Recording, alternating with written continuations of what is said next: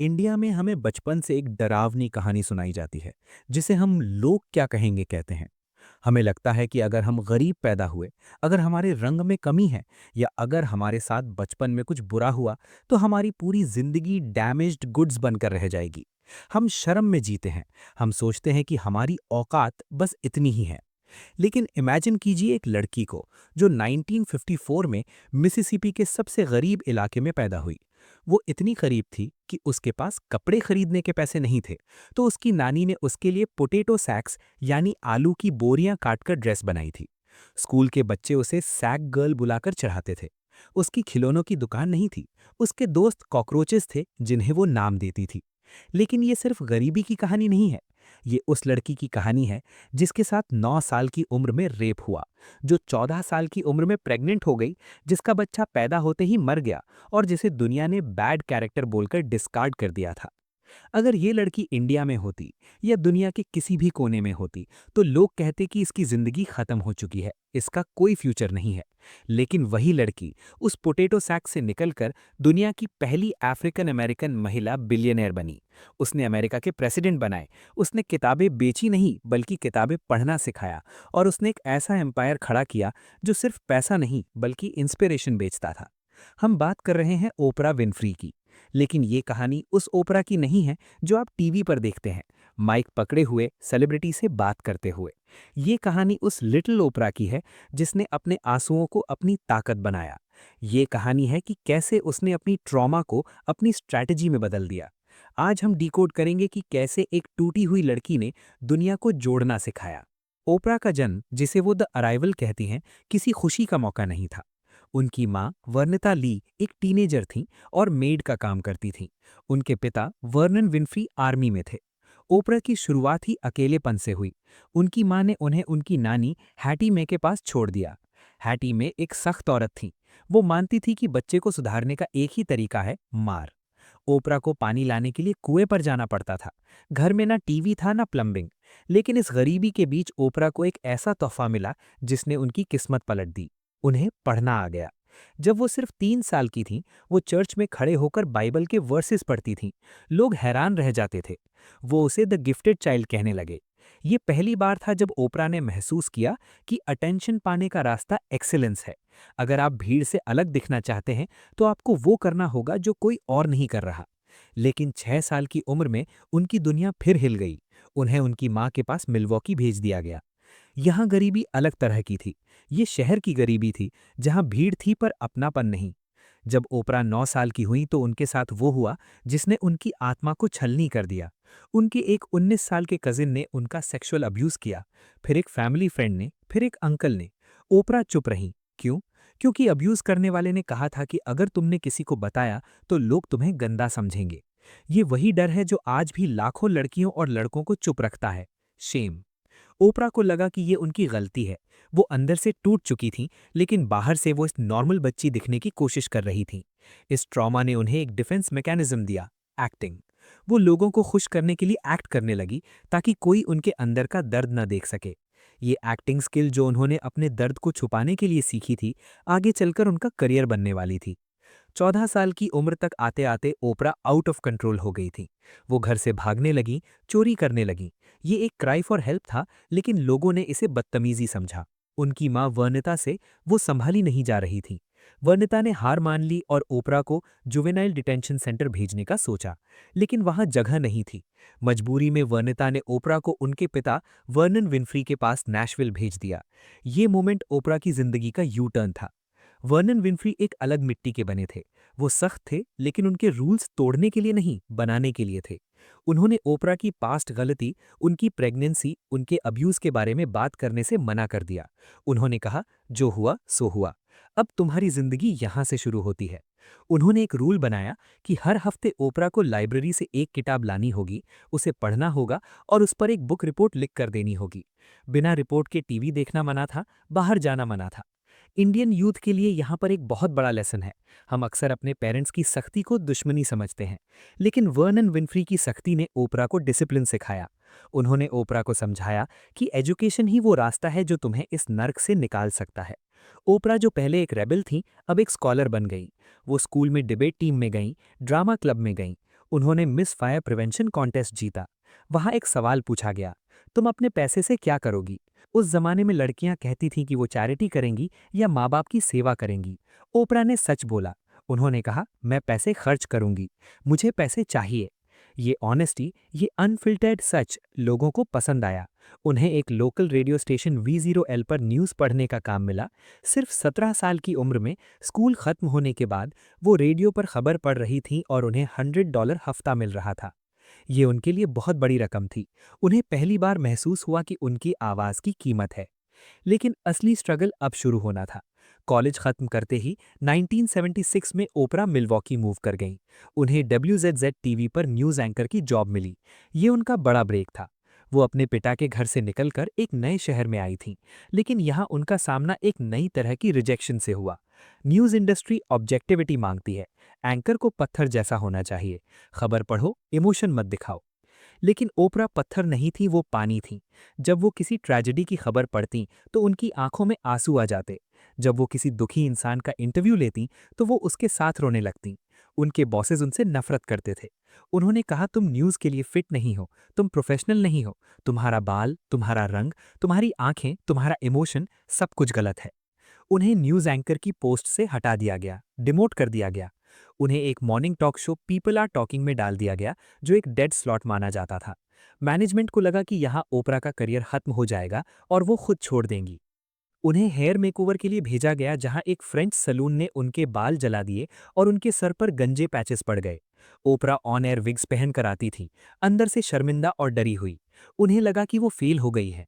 लेकिन 1978 में उस बेकार टॉक शो के पहले दिन जब ओपरा ने माइक पकड़ा और लाइव ऑडियंस के साथ इंटरैक्ट किया तो जादू हुआ। उन्होंने बाद में कहा, जैसे ही मैंने उस शो को शुरू किया, मुझे लगा कि मैं सांस ले पा रही हूँ। ये न्यूज़ रीडिंग नहीं थी, ये बातचीत थी, और बात करने में मैं माहिर थी। यहाँ ओपरा ने अपनी सबसे बड़ी कमजोरी को अपनी सबसे बड़ी ताकत बनाया। न्यूज़ इंडस्ट्री के लिए उनका ये इमोशन एक वीकनेस था, लेकिन टॉक शो के लिए वही इमोशन उनका सुपर पावर बन गया। लोग टीवी पर परफेक्शन देख देख कर थक चुके थे। उन्हें कोई ऐसा चाहिए था जो रियल हो। ओपरा ने स्क्रिप्ट को फेंक दिया। वो लोगों से ऐसे बात करती थी जैसे वो अपने ड्राइंग रूम में किसी सहेली से बात कर रही हों।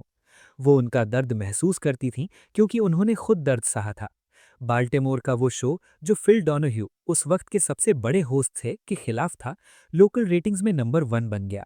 ओपरा विन्फ्री, जिन्हें अनफिट फॉर टीवी कहा गया था, अब बाल्टिमोर की क्वीन बन गई थीं। लेकिन ओपरा की एम्बिशन बाल्टिमोर से बड़ी थी। उन्हें पता था कि उनकी कहानी अभी शुरू हुई है। उन्हें एक टेप बनाकर शिकागो भेजना था, एक ऐसे मार्केट में जो बाल्टिमोर से कई गुना बड़ा और खतरनाक था। वहां उनका मुकाबला किसी लोकल होस्ट से नहीं, बल्कि पूरे अमेरिका के माइंडसेट से होने वाला था। एक दिन शिकागो के एक स्ट्रगलिंग स्टेशन WLS टीवी ने ओपरा का ऑडिशन टेप देखा। स्टेशन मैनेजर ने कहा, ये लड़की अलग है, इसकी आंखों में कुछ है। उन्होंने ओपरा को हायर किया। ओपरा जब शिकागो लैंड हुई तो उनके पास पैसे नहीं थे, कोई एजेंट नहीं था, बस एक सूटकेस और एक जिद थी। WLS टीवी का मॉर्निंग शो रेटिंग्स में सबसे नीचे था। उनका कंपटीशन था फिल डोनाह्यू, जो नेशनल लेजेंड थे। लोगों ने ओपरा को वार्निंग दी, शिकागो तुम्हें खा जाएगा, तुम फिल डोनाह्यू को नहीं हरा सकती, तुम ब्लैक हो, तुम ओवरवेट हो और तुम्हारा स्टाइल बहुत लाउड है। ओपरा ने बस मुस्कुराया और कहा, मुझे फिल को हराना नहीं है, मुझे बस ओपरा बनना है। जनवरी 1984 में ओपरा ने AM शिकागो होस्ट करना शुरू किया। पहले ही एपिसोड से ओपरा ने रूल्स तोड़ दिए। वो कंट्रोवर्शियल टॉपिक्स पर बात करती थीं, लेकिन सेंसेशन के लिए नहीं, सॉल्यूशन के लिए। वो ऑडियंस में जाकर बैठ जाती थीं। वो एक्सपर्ट से ज्यादा आम लोगों की बात सुनती थीं। 3 महीने के अंदर, सिर्फ 3 महीने, ओपरा ने फिल डोनाह्यू को रेटिंग्स में पीछे छोड़ दिया। जो शो सालों से फ्लॉप था, वो शिकागो का नंबर 1 शो बन गया। हॉलीवुड रिपोर्टर ने लिखा, Oprah Winfrey is a force of nature. 1985 में क्विंसी जोन्स, म्यूजिक लेजेंड, ने ओपरा को टीवी पर देखा और उन्हें अपनी मूवी द कलर पर्पल में सोफिया का रोल ऑफर किया। ओपरा ने कभी एक्टिंग नहीं की थी, लेकिन उन्होंने वो रोल ऐसे निभाया जैसे वो उनकी अपनी जिंदगी हो। उस रोल के लिए उन्हें ऑस्कर नॉमिनेशन मिला। अब ओपरा सिर्फ एक टीवी होस्ट नहीं थी, वो एक मूवी स्टार थी। 1986 में उन्होंने द ओपरा विन्फ्री शो को नेशनल लेवल पर लॉन्च किया। ये वो साल था जब ओपरा ने वो किया जो किसी ने सोचा भी नहीं था। उन्होंने अपनी प्रोडक्शन कंपनी हार्पो, ओपरा का उल्टा, बनाई और अपने शो की ओनर बन गई। ये एक ऐसा बिजनेस मूव था जिसने उन्हें एम्प्लॉय से बॉस बना दिया। लेकिन उन्हें नहीं पता था कि सक्सेस के साथ साथ उनका पास्ट भी उन्हें हॉन्ट करने वापस आने वाला है। एक बड़ा धोखा उनका इंतजार कर रहा था। इमेजिन कीजिए, आप दुनिया की सबसे फेमस औरत हैं। आप टीवी पर करोड़ों लोगों को रिश्तों पर ज्ञान दे रही हैं। आप लोगों को सिखा रही हैं कि फैमिली सबसे ज़रूरी है। और उसी वक्त न्यूज़ चैनल्स पर एक ब्रेकिंग न्यूज़ आती है। एक औरत ने आपके सबसे गहरे, सबसे दर्दनाक राज मीडिया को बेच दिए हैं। वो औरत कौन है? आपकी दुश्मन? आपकी कॉम्पिटिटर? नहीं, वो औरत आपकी सगी बहन है, सिस्टर। 1990 में ओपरा विन्फ्री के साथ यही हुआ।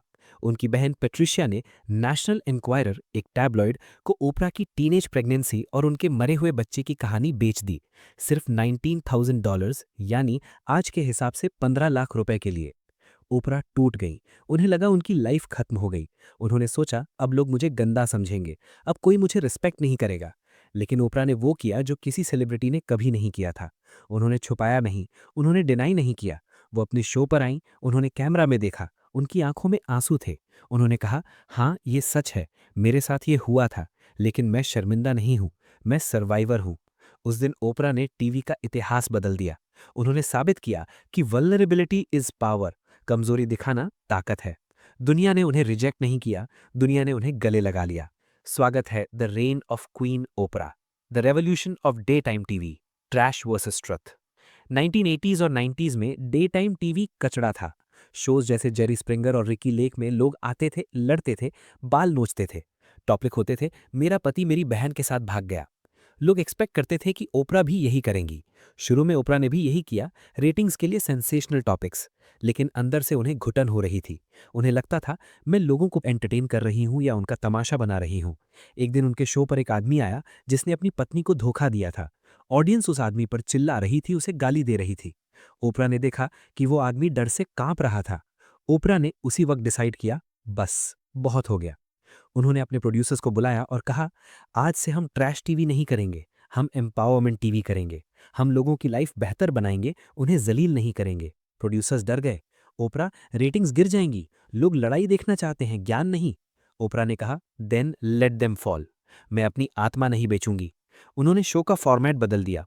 अब टॉपिक्स थे self esteem, spiritual growth, forgiveness. Result, ratings गिरी नहीं, रेटिंग्स डबल हो गई, क्योंकि लोग कचरा देखकर थक चुके थे, उन्हें उम्मीद चाहिए थी। ओपरा ने अमेरिका को थेरेपी लेना सिखाया, the billion dollar ownership, Harpo studios. Oprah सिर्फ एक टैलेंट नहीं थी, वो एक शार्क थी। टीवी इंडस्ट्री में रूल था, होस्ट को सैलरी मिलती है, स्टूडियो कंपनी को प्रॉफिट मिलता है। ओपरा को शुरू में सैलरी मिल रही थी, लेकिन उनके लॉयर जेफ जेकब्स ने उन्हें एक एडवाइस दी जिसने उन्हें बिलियनियर बना दिया। जेफ ने कहा, ओपरा, तुम नौकर मत बनो, तुम मालिक बनो।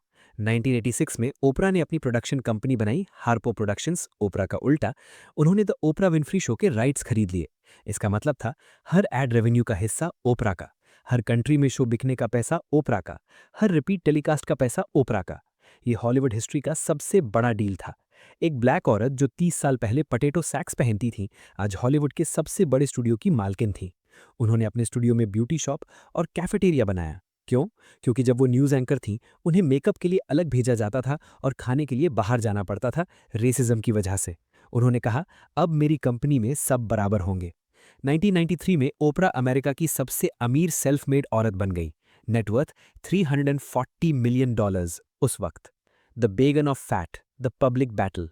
ओपरा की लाइफ में एक जंग थी जो वो हमेशा हार रही थी, वेट यानी वजन। बचपन के ट्रॉमा की वजह से ओपरा खाने में कंफर्ट ढूंढती थी। जब वो दुखी होती वो खाती, जब वो खुश होती वो खाती। मीडिया उन्हें फैट शेम करता था। मैगजीन कवर्स पर लिखा होता था, ओपरा द हैवीवेट चैंपियन। 1988 में ओपरा ने डाइट की, लिक्विड प्रोटीन डाइट। उन्होंने 67 पाउंड्स यानी 30 किलो वजन कम किया।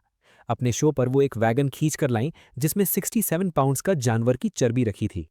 उन्होंने अपनी स्किनी जीन्स पहनकर कहा, लुक एट मी नाउ। ये टीवी का सबसे फेमस मोमेंट था। लेकिन जैसे ही कैमरा ऑफ हुआ, ओपरा ने खाना शुरू कर दिया। कुछ ही महीनों में वो सारा वजन वापस आ गया। लोगों ने उन्हें झूठा कहा, फेलियर कहा। ओपरा टूट गई। लेकिन फिर उन्हें एक रियलाइजेशन हुआ जो हर इंडियन यूथ के लिए जरूरी है जो बॉडी इमेज से स्ट्रगल कर रहा है। उन्होंने कहा, मेरा वजन खाने की वजह से नहीं है, मेरा वजन मेरे दर्द की वजह से है। मैं खाना नहीं खा रही थी, मैं अपने इमोशंस खा रही थी। उन्होंने डाइटिंग बंद कर दी, उन्होंने हीलिंग शुरू की, उन्होंने बॉब ग्रीन के साथ मिलकर लाइफस्टाइल बदला। उन्होंने दुनिया को सिखाया self love is the only diet that works. The book club effect, changing the publishing industry. 1996 में ओपरा ने एक एक्सपेरिमेंट किया। उन्होंने कहा, मैं टीवी पर बुक्स पढ़ूंगी। एक्सपर्ट्स ने कहा, टीवी व्यूअर्स बुक्स नहीं पढ़ते, ये बोरिंग है, रेटिंग्स गिर जाएंगी। ओपरा ने कहा, मुझे फर्क नहीं पड़ता, पढ़ना मेरी आदत है, मैं इसे शेयर करूंगी। उन्होंने लॉन्च किया ओपराज बुक क्लब। उन्होंने एक नई किताब चुनी, the deep end of the ocean. Result, वो किताब रातों रात बेस्ट सेलर बन गई। ओपरा जिस किताब को छूती वो सोना बन जाती। इसे कहा गया दी ओपरा इफेक्ट। ऑथर्स जो सालों से स्ट्रगल कर रहे थे वो मिलियनेयर बन गए। पब्लिशर्स ओपरा के स्टिकर, बुक क्लब सील के लिए तरसते थे। उन्होंने अमेरिका को वापस पढ़ना सिखाया। उन्होंने टोनी मॉरिसन जैसे डिफिकल्ट ऑथर्स को मेन स्ट्रीम बनाया। उन्होंने साबित किया कि ऑडियंस डम नहीं होती, उन्हें बस सही गाइड चाहिए होता है। The beef trial, free speech battle. 1996 में मैड काउ डिजीज का डर फैला हुआ था। ओपरा ने अपने शो पर एक एक्सपर्ट को बुलाया। एक्सपर्ट ने कहा कि ये बीमारी बर्गर से फैल सकती है। ओपरा ने कहा, it has just stop me cold from eating another burger. मैं अब कभी बर्गर नहीं खाऊंगी। बस ये एक लाइन और कैटल इंडस्ट्री यानी बीफ बेचने वाले पागल हो गए। बीफ प्राइसेस गिर गए। इंडस्ट्री को $11 मिलियन का नुकसान हुआ। टेक्सास के कैटलमैन ने ओपरा पर $10 मिलियन का केस कर दिया। उन्होंने कहा, तुमने बिना सबूत के हमारा धंधा खराब कर दिया। केस टेक्सास के एक छोटे शहर एमेरिलो में हुआ, जहां हर आदमी काउबॉय था और ओपरा से नफरत करता था। लोगों को लगा ओपरा डर जाएंगी और सेटलमेंट यानी पैसे देकर कर लेंगी। लेकिन ओपरा ने कहा, फ्री स्पीच बिकाऊ नहीं है। वो एमेरिलो गईं, उन्होंने वहां अपना पूरा शो शिफ्ट कर दिया। वो रोज कोर्ट जाती और शाम को शो करती। 6 हफ्ते तक ट्रायल चला। जूरी जो लोकल लोग थे, उन्होंने ओपरा की आंखों में सच्चाई देखी। वर्डिक्ट आया, नॉट गिल्टी। ओपरा कोर्ट से बाहर निकली, हाथ उठाया और कहा, फ्री स्पीच रॉक्स। उन्होंने कॉर्पोरेट अमेरिका को बता दिया कि वो किसी से नहीं डरती हैं। The car give away, you get a car. सितंबर 13, 2004, ओपरा अपने 19th सीजन को शुरू कर रही थी। उन्होंने ऑडियंस में उन लोगों को बुलाया था जिनको कार की सख्त जरूरत थी। Teachers, nurses, single moms. उन्होंने कहा, 11 लोगों को कार मिलेगी। फिर उन्होंने कहा, सबको कार मिलेगी। उन्होंने चिल्लाया, you get a car, you get a car, everybody gets a car. Total 276 Pontiac G6 cars, cost $7.7 million. ये टीवी हिस्ट्री का सबसे बड़ा गिव अवे था। लोग बेहोश हो रहे थे, रो रहे थे। ये सिर्फ कार नहीं थी, ये आज़ादी थी, फ्रीडम थी, उन औरतों के लिए जो बस के धक्के खाती थीं। ओपरा ने प्रोड्यूसर से कहा था, मैं चाहती हूं कि ये लोग फील करें कि वो डिजर्व करते हैं। ये मोमेंट मीम बन गया, लेजेंड बन गया। ओपरा ने दिखाया कि जेनेरोसिटी यानी दान सबसे बड़ा नशा है। लेकिन इस सब सक्सेस के बीच ओपरा के अंदर एक खालीपन, वॉइड अभी भी था। वो बिलियनर थीं, फेमस थीं, पावरफुल थीं, लेकिन क्या वो खुश थीं? क्या वो उस लिटिल ओपरा को हील कर पाई थीं? और उनका सबसे बड़ा रिस्क, अपना खुद का टीवी नेटवर्क ONN शुरू करना, कैसे ऑलमोस्ट उन्हें बैंकरप्ट करने वाला था।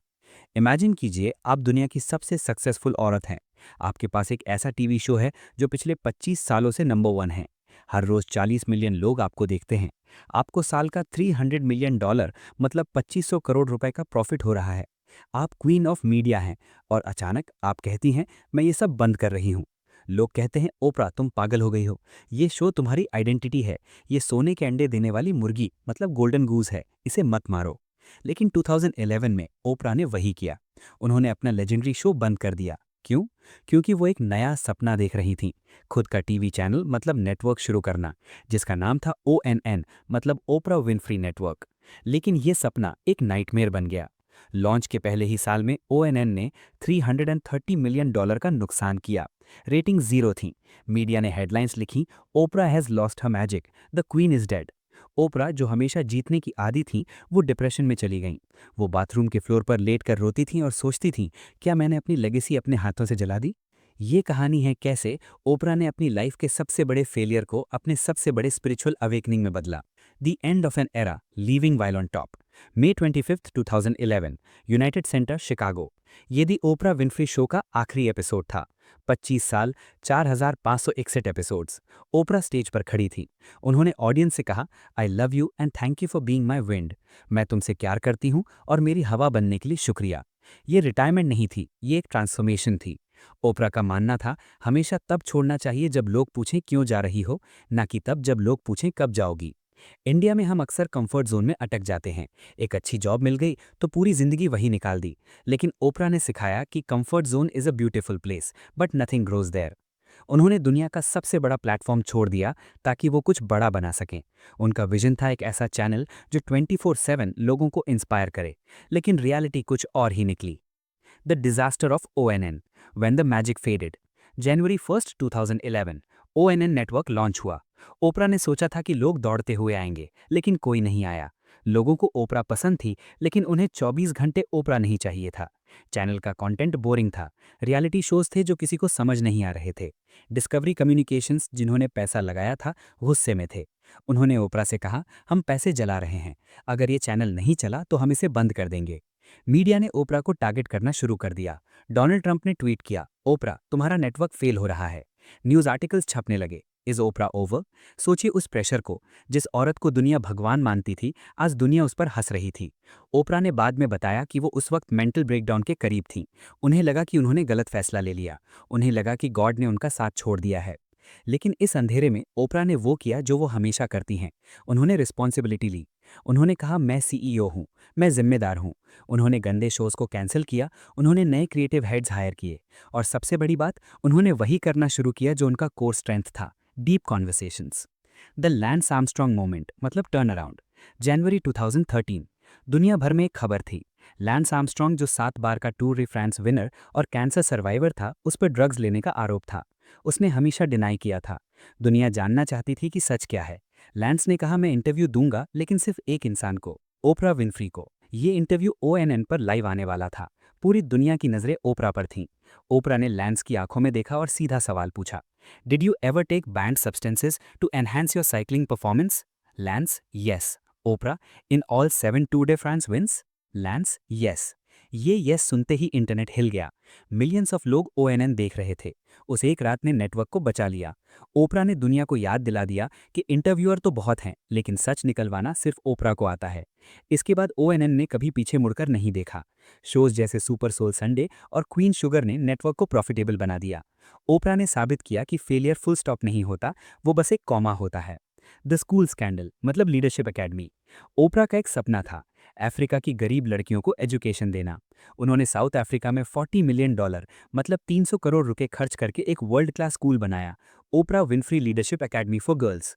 उन्होंने हर चीज़ खुद सिलेक्ट की, बेडशीट से लेकर टाइल्स तक। उन्होंने कहा, ये लड़कियां मेरी बेटियां हैं। स्कूल खुलने के कुछ महीनों बाद एक फ़ोन आया। एक स्टूडेंट ने बताया कि स्कूल की एक मेट्रन, मतलब वार्डन, लड़कियों का फिजिकल और सेक्सुअल अब्यूज़ कर रही है। ओपरा का दिल टूट गया। जिन्होंने खुद बचपन में अब्यूज़ झेला था, उनके स्कूल में ही यही हो रहा था।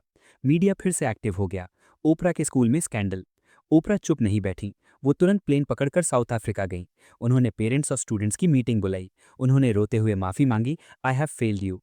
उन्होंने उस मेट्रन को फायर किया, पुलिस केस किया। उन्होंने हर स्टूडेंट को अपना पर्सनल फ़ोन नंबर दिया और कहा, अगर तुम्हें कोई टच करे तो सीधा मुझे कॉल करना। उन्होंने उस क्राइसिस को छुपाया नहीं, उसे फेस किया। आज वो स्कूल अफ्रीका के बेस्ट स्कूल्स में से एक है। वहाँ की लड़कियां हार्वर्ड और ऑक्सफोर्ड जा रही हैं। ओपरा ने दिखाया कि ट्रस्ट टूट सकता है, लेकिन अगर नीयत साफ हो तो उसे दोबारा बनाया जा सकता है। The man behind the queen, मतलब स्टेडमन ग्राहम। अब बात करते हैं उस सवाल की जो हर इंडियन आंटी पूछती हैं, बेटा शादी कब करोगी? ओपरा 1986 से स्टेडमन ग्राहम के साथ हैं। 35 साल से ज़्यादा हो गए, लेकिन उन्होंने कभी शादी नहीं की। क्यों? लोग कहते थे ज़रूर कोई प्रॉब्लम होगी, शायद स्टेडमन उनके पैसे के लिए साथ हैं। लेकिन सच्चाई कुछ और थी। ओपरा ने कहा, अगर हम शादी करते तो हम अलग हो जाते, क्योंकि वाइफ शब्द के साथ बहुत सारे एक्सपेक्टेशंस आते हैं। खाना बनाना, घर संभालना, पति की सुनना। ओपरा जानती थीं कि वो एक ट्रेडिशनल वाइफ नहीं बन सकती। उनका मिशन बड़ा था। स्टेडमैन ने उन्हें समझा। उन्होंने ओपरा को ओपरा रहने दिया। एक बार ओपरा ने स्टेडमैन से पूछा, क्या तुम मेरी सक्सेस से जलते हो? स्टेडमैन ने कहा, मैं चाहता हूं तुम और उड़ो, क्योंकि मैं जानता हूं कि तुम कौन हो। ये एक बहुत बड़ा लेसन है। True love is not about possession, it is about freedom. सच्चा प्यार बांधता नहीं, आज़ाद करता है। उन्होंने दुनिया के रूल्स तोड़ दिए और अपना रूल बनाया, spiritual partnership. The wisdom of Sundays, मतलब सुपर सोल। अपने नेटवर्क पर ओपरा ने एक नया शो शुरू किया, सुपर सोल संडे। ये शो सेलिब्रिटी गॉसिप के बारे में नहीं था, ये आत्मा के बारे में था।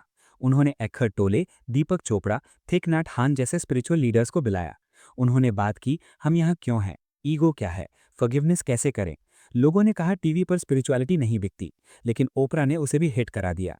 उन्होंने मिलियनियर्स और बिलियनियर्स को सिखाया कि पैसा ज़रूरी है, लेकिन इनर पीस उससे ज़्यादा ज़रूरी है। उन्होंने कहा you are not your body, you are not your history, you are the awareness behind it. ये शो ओपरा की लाइफ का निचोड़ था। वो गरीब लड़की जो आलू की बोरियां पहनती थी, अब दुनिया को स्पिरिचुअल विजडम बांट रही थी। लेकिन कहानी अभी खत्म नहीं हुई है। ओपरा अब 70s में है, उनके पास सब कुछ है, लेकिन वो अभी भी रुकने का नाम नहीं ले रही। वो अब पॉलिटिक्स में इन्फ्लुएंस डाल रही हैं, वो मेंटल हेल्थ पर काम कर रही हैं, और वो अपनी आखिरी और सबसे बड़ी लेगेसी तैयार कर रही हैं। आगे हम देखेंगे द ग्रैंड फिनाले, कैसे ओपरा ने बराक ओबामा को प्रेसिडेंट बनाया, उनका वेट वॉचर्स डील जिसने उन्हें एक दिन में $70 मिलियन कमा कर दिए, और उनका आखिरी लेसन हर उस लड़के और लड़की के लिए जो सपने देखते हैं। इमेजिन कीजिए आप एक टीवी होस्ट हैं। आपका काम है लोगों का इंटरव्यू लेना और किताबें बेचना, लेकिन आपके पास इतनी ताकत है कि आप दुनिया के सबसे पावरफुल देश का प्रेसिडेंट चुन सकती हैं। 2008 से पहले अमेरिका में कहा जाता था कि सेलिब्रिटी एंडोर्समेंट्स, मतलब फिल्मी सितारों का समर्थन, इलेक्शन में काम नहीं करता। लोग एक्टर को देखने आते हैं, वोट देने नहीं। लेकिन 2008 में ओपरा विन्फ्री ने एक ऐसा जुआ खेला जिसने पॉलिटिक्स के सारे रूल्स तोड़ दिए। उन्होंने एक नए, कमजोर और अनजान कैंडिडेट पर अपना हाथ रखा। उस कैंडिडेट का नाम था बराक ओबामा। लोगों ने कहा ओपरा मत करो, तुम्हारी audience middle aged white women है, वो हिलरी क्लिंटन को चाहती हैं। अगर तुमने ओबामा, मतलब एक ब्लैक मैन को सपोर्ट किया तो तुम्हारा करियर खत्म हो जाएगा। लेकिन ओपरा ने अपने दिल की सुनी और उन्होंने ओबामा को चुना। और सच में ओपरा की रेटिंग्स गिर गईं, उन्हें हेट में लाने लगे। तुमने हमें धोखा दिया। लेकिन ओपरा ने कहा, मैं रेटिंग्स के लिए नहीं जीतती, मैं सच्चाई के लिए जीतती हूं। उन्होंने ओबामा के लिए रैलीज की। उन्होंने माइक पकड़कर कहा, ये वही आदमी है जिसका हम इंतजार कर रहे थे। रिजल्ट, इकोनॉमिस्ट ने एस्टिमेट किया कि ओपरा के सपोर्ट की वजह से ओबामा को 1 मिलियन, यानी कि 10 लाख एक्स्ट्रा वोट्स मिले। ये वोट्स थे जिन्होंने हार और जीत का फैसला किया। एक आलू की बोरी पहनने वाली लड़की ने अमेरिका का पहला ब्लैक प्रेसिडेंट बनाया। इसे कहा गया the Oprah effect, the $70 million tweet, weight watchers deal. अब बात करते हैं बिजनेस की। ओपरा सिर्फ पॉलिटिक्स में नहीं, स्टॉक मार्केट में भी भगवान मानी जाती हैं। अक्टूबर 2015 में ओपरा ने एक डाइंग कंपनी वेट वॉचर्स में 10% स्टेक खरीदा। ये कंपनी डूब रही थी। लोग कीटो और पेलियो डाइट कर रहे थे, कोई वेट वॉचर्स नहीं कर रहा था। ओपरा ने इन्वेस्ट किया और बोर्ड ज्वाइन किया। जनवरी 2016 में ओपरा ने एक वीडियो ट्वीट किया। उसमें वो बस ये बोल रही थी, I love bread, I eat bread every single day and I still lost weight. मुझे ब्रेड पसंद है, मैं रोज खाती हूँ, फिर भी वजन कम हुआ। बस ये 30 सेकंड का वीडियो। इंटरनेट पागल हो गया। ओपरा ब्रेड खा रही है। वेट वॉचर्स का शेयर प्राइस 20% बढ़ गया। एक घंटे के अंदर ओपरा ने $70 मिलियन, यानी कि लगभग 500 करोड़ रुपए कमाए, सिर्फ एक ट्वीट से। ये है पर्सनल ब्रांड की ताकत। जब आप पर लोगों का अंधा भरोसा होता है तो आप मिट्टी को भी सोना बना सकते हैं। ओपरा ने सिखाया कि आपका सबसे बड़ा एसेट आपका नाम है। The crown shakeup, Harry and मेगन इंटरव्यू। मार्च 2021। ओपरा 67 साल की थी। लोग सोच रहे थे कि वो अब रिटायर हो जाएंगी, गार्डनिंग करेंगी। लेकिन ओपरा ने वही किया जो वो बेस्ट करती हैं, दुनिया को हिलाना। उन्होंने ब्रिटिश रॉयल फैमिली के भागे हुए कपल प्रिंस हैरी और मेगन मार्कल का इंटरव्यू लिया। ये इंटरव्यू सीबीएस पर आने वाला था। रॉयल फैमिली डरी हुई थी, पूरी दुनिया स्क्रीन से चिपकी हुई थी। ओपरा ने वो सवाल पूछे जो कोई जर्नलिस्ट पूछने की हिम्मत नहीं करता। ओपरा, वर यू साइलेंट और वर यू साइलेंस्ड? तुम चुप थी या तुम्हें चुप कराया गया था? मेगन ने रिवील किया कि रॉयल फैमिली में रेसिज्म था। उन्होंने कहा कि फैमिली को चिंता थी कि उनके बच्चे का रंग कितना काला होगा। ओपरा का रिएक्शन वायरल हो गया। व्हाट? इस एक इंटरव्यू ने 1000 साल पुरानी मोनार्की की नींव हिला दी।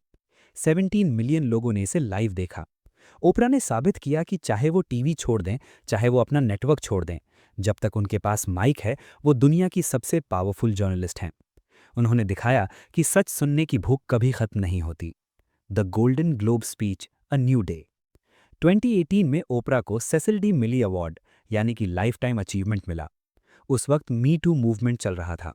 हॉलीवुड में औरतों के साथ हुए सेक्सुअल अब्यूज पर गुस्सा था। ओपरा स्टेज पर आईं। उन्होंने कोई मजाकिया स्पीच नहीं दी, उन्होंने एक सरमन यानी प्रवचन दिया। उन्होंने रेसी टेलर की कहानी सुनाई, एक ब्लैक औरत जिसका 1944 में रेप हुआ था और जिसे कभी इंसाफ नहीं मिला। ओपरा ने कहा, I want all the girls watching here now to know that a new day is on the horizon. मैं चाहती हूँ कि हर लड़की जाने कि एक नया सवेरा आने वाला है। जब वो स्पीच खत्म हुई तो लोग रो रहे थे। ट्विटर पर ट्रेंड शुरू हो गया #ओपरा 2020। लोग चाहते थे कि वो अमेरिका की प्रेसिडेंट बने, लेकिन ओपरा ने मना कर दिया। उन्होंने कहा, दैट्स नॉट माई डीएनए। ये एक बहुत बड़ा लेसन है। हम सबको लगता है कि टॉप पर पहुंचना जरूरी है, प्रेसिडेंट बनना सबसे बड़ी बात है। लेकिन ओपरा ने कहा, मैं जर्नलिस्ट हूं, मैं पॉलिटिशियन नहीं हूं। उन्हें अपनी लेन पता थी। उन्हें पता था कि वो लोगों के दिलों पर राज करती हैं, और वो व्हाइट हाउस से ज्यादा पावरफुल जगह है। Self awareness is the ultimate power, the ultimate blueprint for Indian youth. Opener Winfrey की पूरी जिंदगी गरीबी से बिलियनर बनने तक हमें क्या सिखाता है? अगर आप एक स्टूडेंट हैं, एक प्रोफेशनल हैं, या बस जिंदगी में कंफ्यूज्ड हैं, तो ये 5 रूल्स याद रखिए। Number 1, turn your wounds into wisdom. अपने घाव को ज्ञान बनाओ। ओपरा का रेप हुआ, उनका बच्चा मर गया, उन्हें फैट शेम किया गया, लेकिन उन्होंने अपने दर्द को छुपाया नहीं। उन्होंने उसे यूज किया। उन्होंने कहा, मेरा दर्द मुझे दूसरों का दर्द समझने की शक्ति देता है। लेसन, आपके साथ जो बुरा हुआ वो आपका फेलियर नहीं है, वो आपका फ्यूल है। उसे शेम मत बनाओ, उसे अपनी स्टोरी का हिस्सा बनाओ। Number 2, you don't get what you want, you get what you believe. Oprah कहती हैं कि आप चिल्लाते रहो, मुझे अमीर बनना है, कुछ नहीं होगा। लेकिन अगर आप अंदर से मानते हैं कि आप अमीर बनने के लायक हैं, तो रास्ते अपने आप खुलेंगे। लेसन, अपनी औकात, सेल्फ वर्थ अपने दिमाग में बढ़ाओ। जिस दिन आपको लगेगा कि आप डिजर्व करते हैं, उस दिन दुनिया आपको देगी। Number 3, sign your own cheques, ownership. Oprah ने कहा, मैं कभी किसी आदमी पर, किसी बॉस पर, किसी कंपनी पर डिपेंड नहीं रही। उन्होंने हार्पो बनाया ताकि वो खुद की बॉस बन सकें। लेसन, चाहे आप छोटी दुकान चलाएं या फ्रीलांसिंग करें, कोशिश करें कि कंट्रोल आपके हाथ में हो। नौकर बनने से घर चलता है, मालिक बनने से इतिहास बनता है। Number 4, the validation rule. लोग क्या चाहते हैं? ओपरा ने 30,000 लोगों का इंटरव्यू लिया, मर्डरर्स से लेकर प्रेसिडेंट्स तक। उन्होंने देखा कि इंटरव्यू खत्म होने के बाद, चाहे वो बराक ओबामा हो या बियॉन्से, सब एक ही सवाल पूछते हैं, वॉज दैट ओके? क्या वो ठीक था? हर इंसान सिर्फ एक चीज चाहता है, वैलिडेशन। वो चाहता है कि कोई उसकी बात सुने और कहे, मैं तुम्हें समझता हूं। लेसन, अगर आप सक्सेस चाहते हैं तो लोगों को सुनना सीखिए। उन्हें फील कराइए कि वो इंपॉर्टेंट हैं। आप दुनिया जीत लेंगे। Number 5, failure is just a detour. Oprah को न्यूज एंकर की जॉब से निकाला गया था। ओएन नेटवर्क फेल हुआ था, लेकिन उन्होंने कहा, failure is God's way of saying move in another direction. Lesson, जब रास्ता बंद हो जाए तो रोना मत, समझ लेना कि यह रास्ता आपके लिए था ही नहीं। नया रास्ता ढूंढो। कहानी वहां खत्म होती है जहां से शुरू हुई थी, मिसिसिपी के खेत में। अगर आप उस 4 साल की लड़की को देखते जो पोटैटो सैक पहनकर खेल रही थी, तो क्या आप कभी सोचते कि ये लड़की एक दिन प्राइवेट जेट में उड़ेगी? क्या आप सोचते कि ये लड़की एक दिन $3 बिलियन की मालिक होगी? नहीं। ओपरा की कहानी हमें बताती है कि आपकी शुरुआत आपका अंत नहीं है। हालात आपको तोड़ सकते हैं, लोग आपको सैक गर्ल बुला सकते हैं, दुनिया आपको रिजेक्ट कर सकती है, लेकिन आपके अंदर एक आवाज है। वो आवाज जो कहती है, मैं इससे बेहतर हूं। ओपरा ने उस आवाज को सुना। उन्होंने दुनिया के शोर को बंद किया और अपनी आत्मा की आवाज को वॉल्यूम दिया। तो आज, चाहे आप किसी भी मुश्किल में हो, याद रखिए ओपरा विनफ्री को, क्योंकि जैसा वो कहती हैं, the biggest adventure you can take is to live the life of your dreams. उठिए, अपनी कहानी लिखिए और याद रखिए, यू आर इनफ।